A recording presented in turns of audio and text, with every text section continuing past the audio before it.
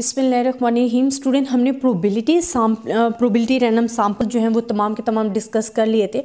अब जो हम डिस्कस करेंगे वो हमारे पास है non probability sampling. Non probability sampling क्या होती है? जिसमें हम कहते हैं कि हमारी पर्सनल जजमेंट इंक्लूड होती है। ठीक है, वो हमारे पास जो ईच यूनिट ऑफ पॉपुलेशन होता है, हम वैसे तो कहते हैं ना प्रोबेबिलिटी रैंडम सैंपल में कि when each and every unit has its own probability is known as probability random sample. But non probability sampling में आपका जो ईच यूनिट होता है उसकी कोई स्पेसिफिक प्रोबेबिलिटी नहीं होती है। बट हम क्या करते हैं कि नॉन प्रोबेबिलिटी सैंपलिंग में हमारी अपनी पर्सनल जजमेंट होती है। अच्छा, अब फर्स्ट मैं डिस्कस करती हूँ परपोजिव सैंपलिंग।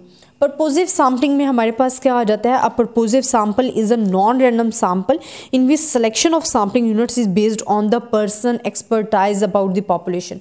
परपोजिव सैंपलिंग अगर हमारे पास आ रही है, परपोजिव सैंपलिंग, अच्छा परपोजिव सैंपलिंग में स्टूडेंट हम क्या कह रहे हैं कि जो हमारे पास पर्सन जो है, पर्सनल एक्सपर्टाइज, जो एक्सपर्ट्स पर्सन होते हैं वो हमारी पॉपुलेशन में से अपनी पर्सनल जजमेंट देते हुए क्या करते हैं, हमारा जो पॉपुलेशन होती है उनमें से सैंपल जो है वो सेलेक्ट करते हैं। ठीक है, तो वो हमारे पास क्या आ जाती है? Purposive sampling. कि a purposive sample is a non random sample in which selection of sampling units is based on the person expertise about the population. A purposive sampling is liable to the biased to be introduced by deliberate subjective choice of the person who selects the samples। ये हमारे पास क्या है कि it's a better for the deliberate subjective choice of the person। तो हमारे पास हम कहते हैं कि अगर हमने सब्जेक्टिव देखने हैं, हमारे पास कोई ऑब्जेक्टिव नहीं, मतलब प्रोबेबिलिटी नहीं गिनी होती, बट सब्जेक्टली ये हमारे पास क्या होता है कि बेस्ट है अगर हम जो हमारे पर पर्सनल जजमेंट करने वाला है वो बंदा एक्सपर्टाइज है, एक्सपर्ट है इस चीज़ में, तो वो अच्छे तरीके से इसको कर सकता है जजमेंट। अच्छा, ये लार्ज पॉपुलेशन के लिए परपोजिव सैंपलिंग नहीं होती, बल्कि ये हमारे पास क्या होती है, फिनाइट पॉपुलेशन के लिए जो है हमारे पास आ जाती है परपोजिव सैंपलिंग जो है हमारे पास आ जाती है। देन हम कहते हैं कि परपोजिव सैंपलिंग की मैं एक एग्जांपल देती हूँ कि इसमें हमारे पास इस तरह ड्रॉबैक्स भी आ जाते हैं। For example we have the truck. ठीक है, हमारे पास ये एक ट्रक है जिसमें हमारे पास बहुत ज़्यादा, आप कह सकते हो कि कोई भी फ्रूट, मैंगोज़ हैं।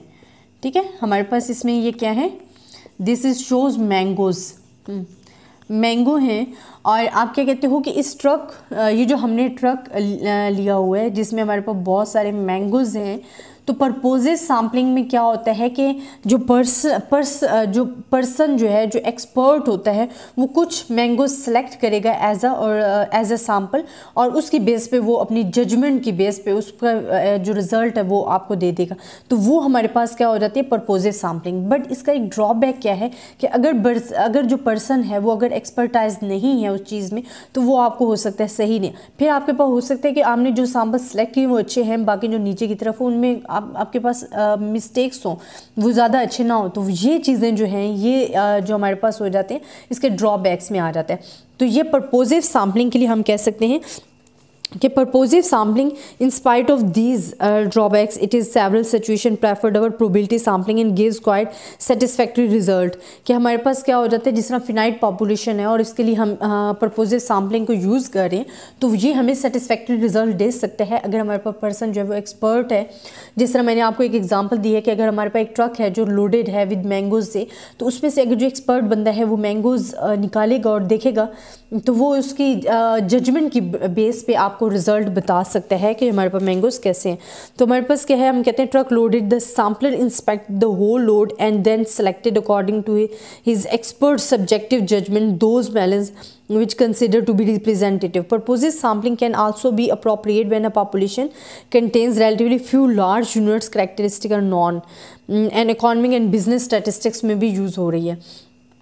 तो हमारे पास परपोजिव सैम्पलिंग क्या है कि हमारे पास फिनाइट पॉपुलेशन होती है, not use for the large population है, एंड पर्सन क्या होने चाहिए, एक्सपर्टाइज होने चाहिए। उस पॉपुलेशन में से हम सैंपल को सिलेक्ट करते हैं एंड उस सैंपल की बेस पे हम जो अपना रिजल्ट है, जो पर्सन एक्सपर्टाइज होगा वो उस जजमेंट की बेस पे आपको रिजल्ट दे देगा। तो that is called the purposive sampling है। ये हमारे पास क्या है, परपोजिव सैम्पलिंग।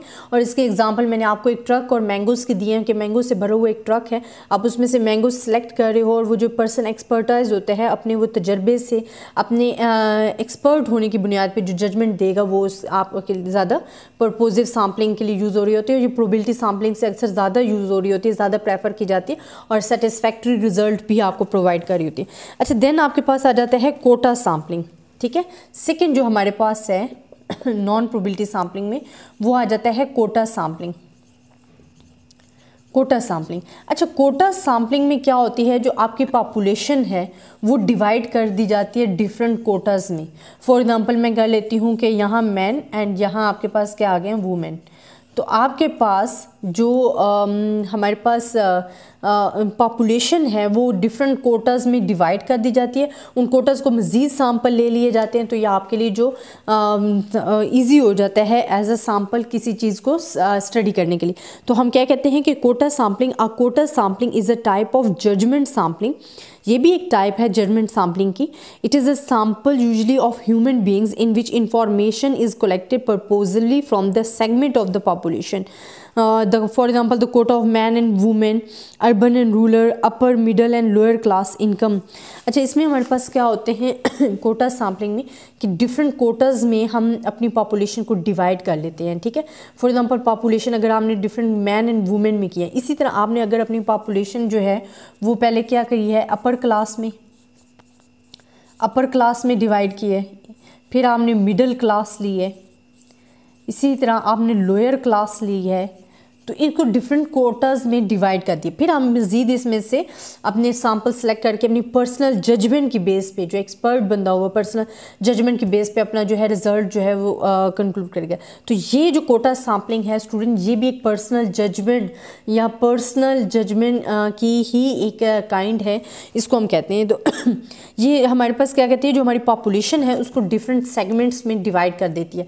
ये क्या करती है, पॉपुलेशन को डिफरेंट सेगमेंट्स में डिवाइड कर देती है हमारी पॉपुलेशन को। These factors are termed quota controls. They are intended to make the sample as representative as possible and to reduce the sampling bias that creeps in because the selection of respondents within the quotas depend on the personal choice of interviews. अच्छा, इसमें हमारे पास क्या है student, आप जब भी बात करते हो कोटा सैम्पलिंग की या नॉन प्रोबेबिलिटी सैम्पलिंग की, तो ये हमारे पास नॉन प्रोबेबिलिटी सैम्पलिंग जो है जिसमें पर्पोजिव सैम्पलिंग, कोटा सैम्पलिंग आ जाते हैं, it's based on the personal judgement. या हमारे पास किस पे बेस कर रही होती है, पर्सनल जजमेंट पे। तो आप जब भी पर्सनल जजमेंट की बात आ जाती है तो वहाँ ह्यूमन एरर्स आने के ज़्यादा चांसेस होते हैं। अच्छा, अगर आपने ह्यूमन एरर्स के चांसेस को रिड्यूस करना है तो वहाँ आपको अपने लिए जो टीम है वो वेल ट्रेंड होनी चाहिए, वो एक्सपर्ट पे मुश्तमिल होनी चाहिए। तो ये तमाम चीज़ें जो हैं, जो आपकी नॉन प्रोबेबिलिटी सैम्पलिंग में जो आपका एरर आने के ज़्यादा चांसेस होते हैं वो इसको रिड्यूस कर देगी। तो ये हमारे पास होती है नॉन प्रोबेबिलिटी सैम्पलिंग, जिसमें purposive and quota sampling is the most important है। और आपको इनका समझ भी आ गया होगा।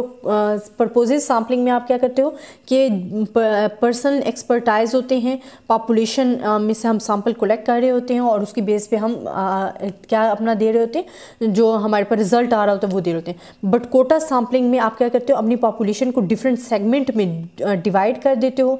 उन सेगमेंट को हम कोटा बोलते हैं, डिफरेंट कोटा। जिस तरह मैंने पॉपुलेशन को मैन एंड वुमेन में डिवाइड कर दिया है, 2 सेगमेंट में डिवाइड कर दिया है, इसी तरह हमने पॉपुलेशन को जिन्हें upper class, middle class, lower class income में डिवाइड कर देते हैं और फिर उन पे स्टडी करते हैं, वर्कआउट करते हैं, तो वो हमारे लिए इजी हो जाते हैं। तो ये स्टूडेंट हमारे पास नॉन प्रोबेबिलिटी सैम्पलिंग की जो थी एग्जांपल्स थी। आई होप स्टूडेंट आपको समझ आया होगा। इसमें कुछ भी डिफ़िकल्ट नहीं है, इनके नाम से ही पता चलता है कि हमारी जो सैम्पलिंग की काइंड है उनमें हमें क्या बताना है और क्या नहीं बताना। तो आई होप स्टूडेंट आपको इसकी समझ आएगी। अगर फिर भी आपको कोई कन्फ्यूजन है तो आप मुझसे कमेंट्स में डिस्कस कर सकते हैं। इंशाल्लाह मैं आपको रिस्पॉन्स दूंगी। तब तक के लिए अल्लाह हाफ़िज़।